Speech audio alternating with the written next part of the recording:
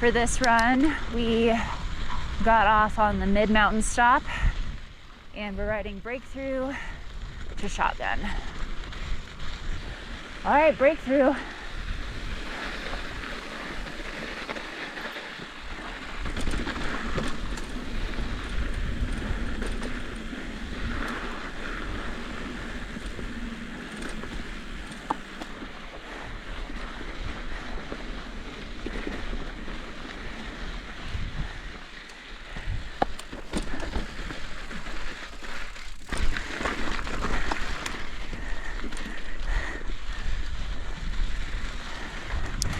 We just had a sketchy gondola experience. Came to a hard stop, swung back and forth, started to download, hard stop again, then went up,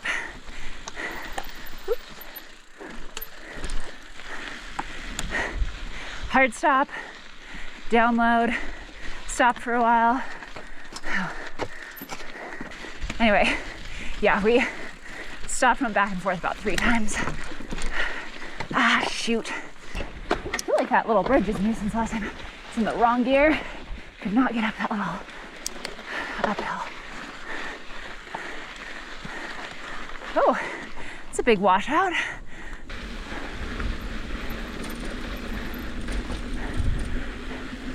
One time, like 10 plus years ago, I was riding this section and I slid out and I completely uprooted a baby tree. So there's some tree that's not growing here because I killed it.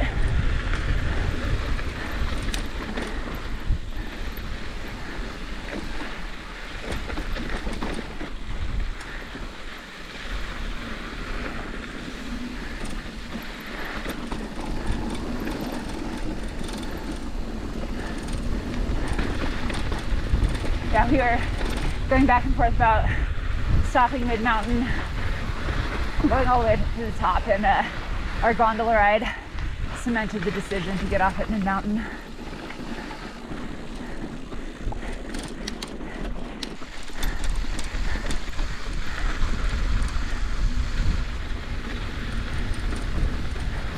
Yeah, the bridge over the water there is definitely new since the last time I rode here, which probably says something how long it's been. I used to just have to make a water crossing.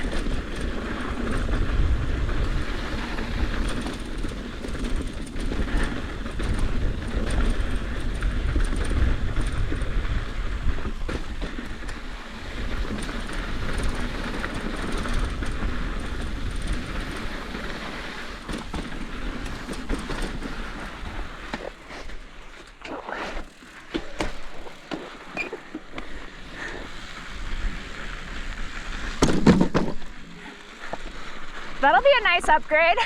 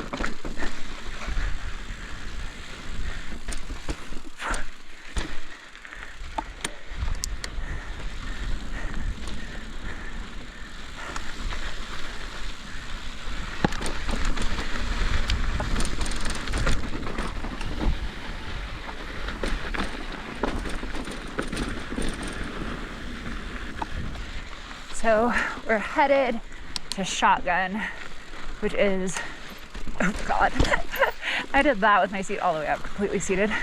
Heading to Shotgun, which has historically been my favorite trail at Mammoth. We'll see, but it is kind of awkward to get to.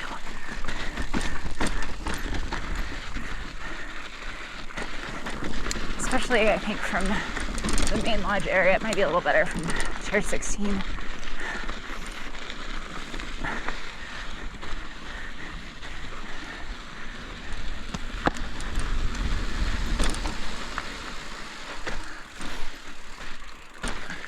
Oh God.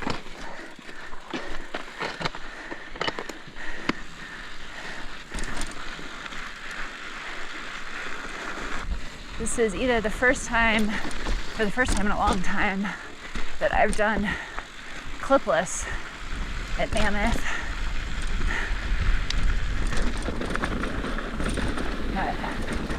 I usually go flats, but I have not had my flats on my bike even one time this year, or I don't think even last year I rode clipless or flats once. So I usually like to put a few days on them to remember what they feel like. And with these shoes and the pedals I have, I feel pretty good. Including right there, just kicked a tree and popped right out.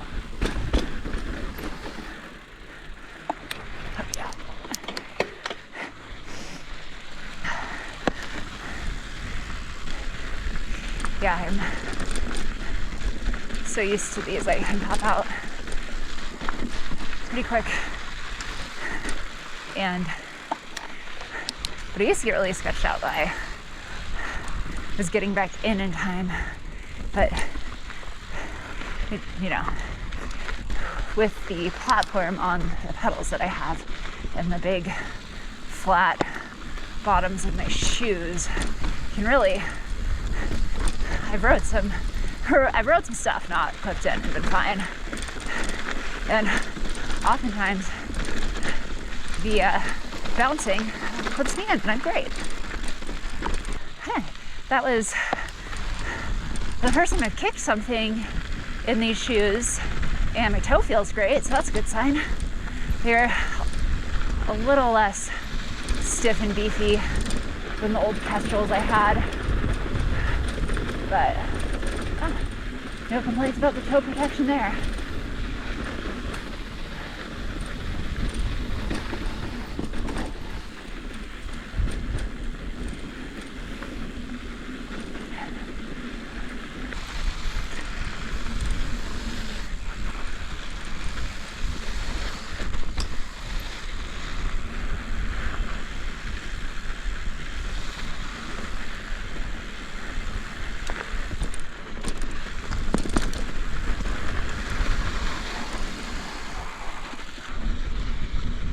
The way we tend to get to Shotgun is take the gondola to mid-mountain,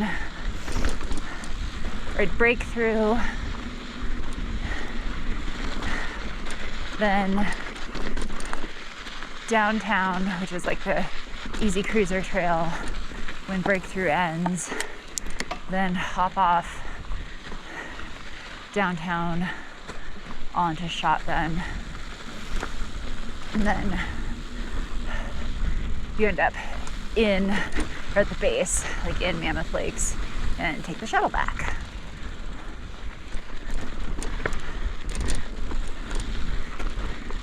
Get a lot of mileage in this way, but it's not the fastest.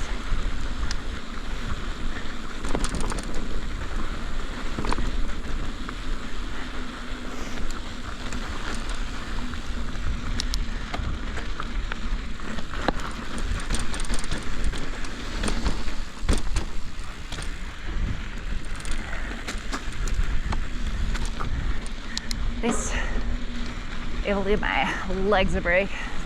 It's mellow enough to sit down and pedal through this.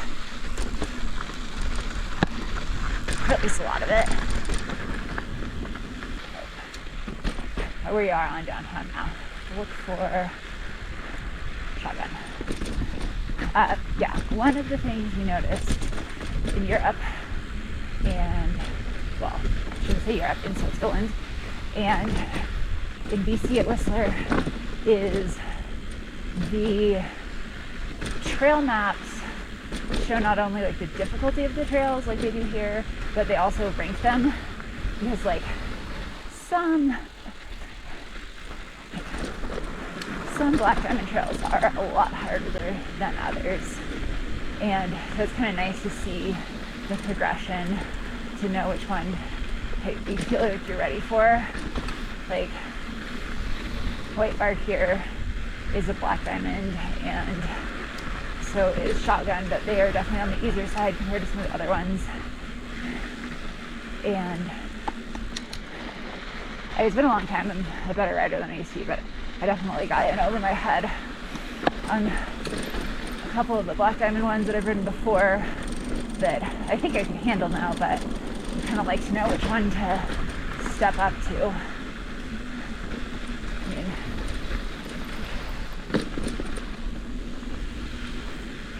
could always just try and walk if I have to, but sometimes it's a little sketchy to do that on downhill trails. We actually ran into that in Verbier. We tried the next black diamond one up. It was a lot harder than we were expecting. Well, a lot harder than we could manage. We ended up walking a lot, and there were lots of blind corners, so we frequently had to dive out of the way of much better cyclists. Now we're on the climb to Shotgun.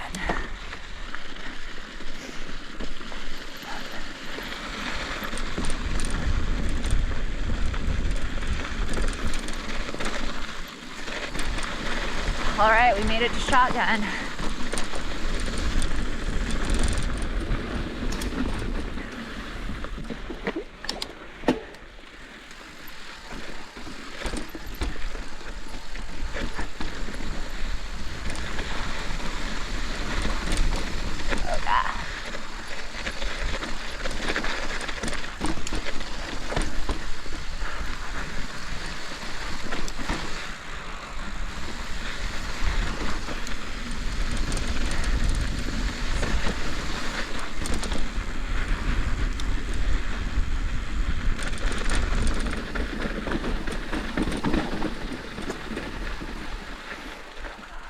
Yeah, I got this.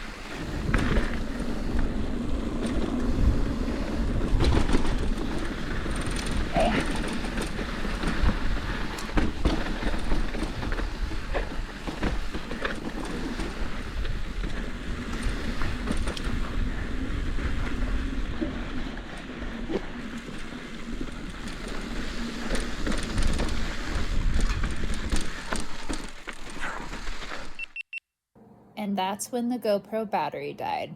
So we decided to do another lap on Shotgun.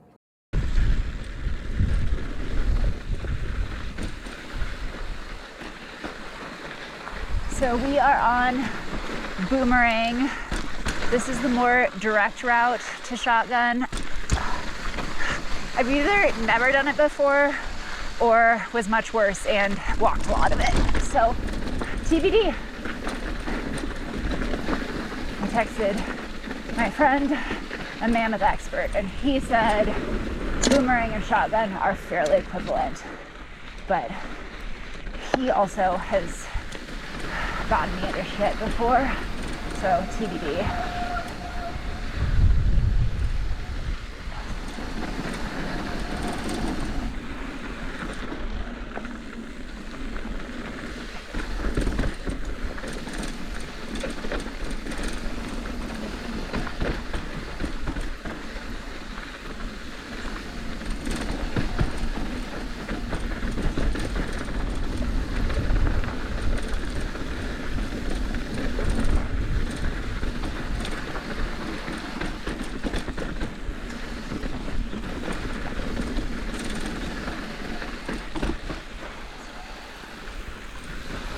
I'll get over in a sec.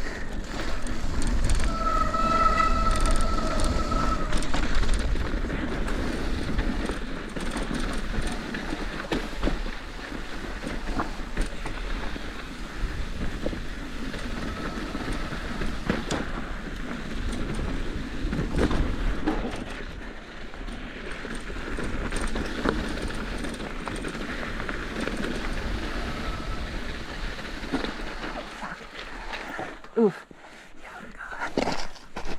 Yeah, taking the beeline on this one.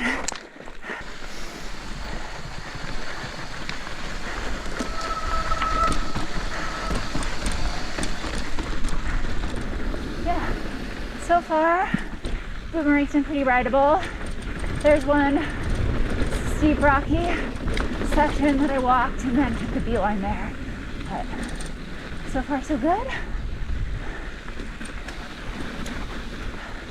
All right, we're doing shotgun again.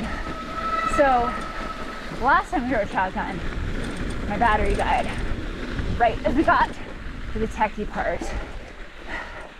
So let's see, I have a fresh battery in. We did a much shorter route to get here. To say, yeah, we did Boomerang to get here. I'd say there are two features on Boomerang that were harder than anything on shotgun, but overall Boomerang is easier than shotgun. I didn't walk anything on shotgun, and I walked one kind of tricky section on Boomerang, and then there's one section I took the beeline. Yeah, that's a fun combo.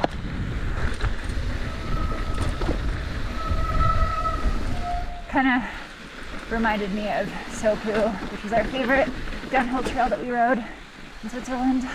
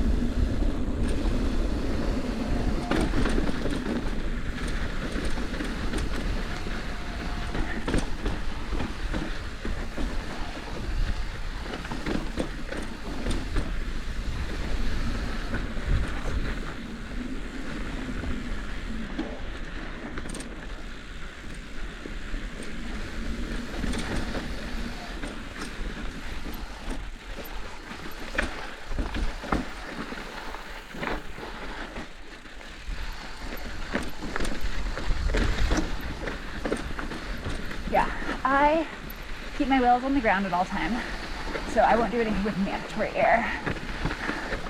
That's my rule.